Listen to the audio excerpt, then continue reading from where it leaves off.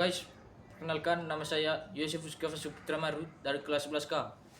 Di sini saya ingin menjelaskan tentang peran perdagangan internasional terhadap perilaku konsumsi masyarakat Indonesia.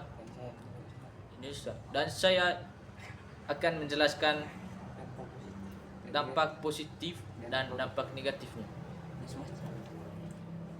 Perdagangan internasional memiliki peran penting dalam membentuk perilaku konsumsi masyarakat Indonesia. Dengan demikian, terbukanya akses terhadap berbagai produk dari luar negeri, masyarakat mengalami perubahan preferensi, gaya hidup, dan pola konsumsi. Berikut penjelasannya.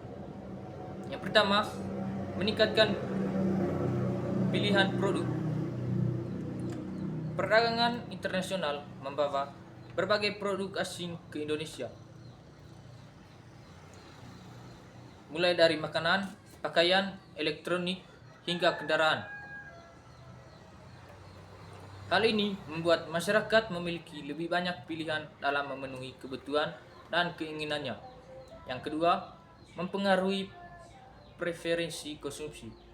Masyarakat cenderung mengadopsi tren global, seperti mengonsumsi produk dari merek internasional yang dianggap memiliki kualitas lebih baik atau lebih prestisius. 3. Meningkatkan kesadaran akan kualitas produk. Produk impor seringkali dianggap lebih berkualitas dibandingkan produk lokal. Hal ini mendorong produsen dalam negeri untuk meningkatkan kualitas agar dapat bersaing di pasar. Yang keempat, mempengaruhi gaya hidup.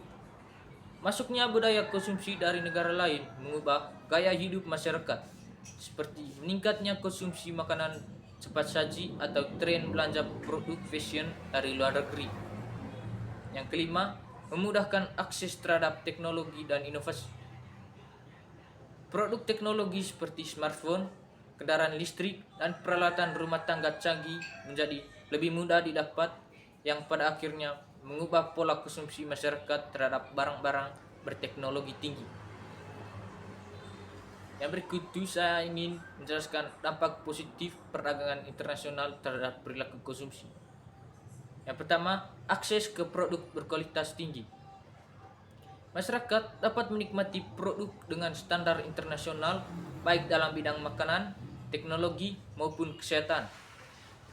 Yang kedua, harga lebih kompetitif. Persaingan antara produk impor dan lokal menciptakan harga yang lebih bersaing, memberikan keuntungan bagi konsumen. Yang ketiga, meningkatkan kesadaran akan standar produk. Dengan masuknya produk internasional, konsumen semakin sadar akan pentingnya kualitas, keamanan, dan standar produk yang lebih baik. Yang keempat, mendorong inovasi dalam produk lokal. Produsen dalam negeri terpacu untuk berinovasi agar dapat bersaing dengan produk impor. Yang kelima, membuka lapangan pekerjaan. Dengan meningkatnya permintaan terhadap produk impor, sektor distribusi, logistik, dan perdagangan mengalami pertumbuhan, menciptakan lebih banyak peluang kerja. Berikutnya itu, dampak negatif perdagangan internasional terhadap perilaku konsumsi. Yang pertama, menurunnya loyalitas terhadap produk lokal. Masyarakat cenderung lebih memilih produk impor, sehingga industri lokal mengalami kesulitan untuk bersaing. Yang kedua, ketergantungan pada produk asing. Jika terlalu bergantung pada produk impor, Indonesia bisa mengalami masalah ekonomi ketika terjadi gangguan pasokan global. Yang ketiga, meningkatkan konsumtivisme. Perdagangan bebas seringkali mendorong masyarakat untuk lebih konsumtif dan membeli barang-barang yang sebenarnya tidak terlalu dibutuhkan. Yang keempat, defisit neraca perdagangan. Jika impor lebih besar daripada ekspor, maka neraca perdagangan bisa mengalami defisit yang berdampak negatif terhadap perekonomian nasional. Yang kelima dan yang terakhir, ancaman terhadap UMKM. Usaha mikro, kecil, dan menengah atau UMKM seringkali kesulitan bersaing dengan produk impor yang lebih murah atau memiliki merek lebih terkenal.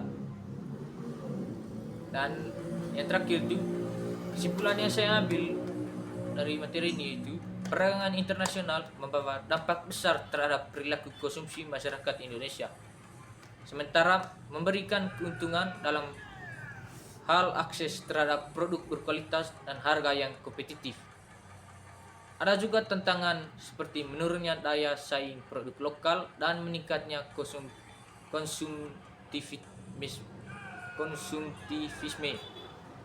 Oleh karena itu, diperlukan kebijakan yang seimbang untuk memanfaatkan perdagangan internasional tanpa mengorbankan industri dalam negeri.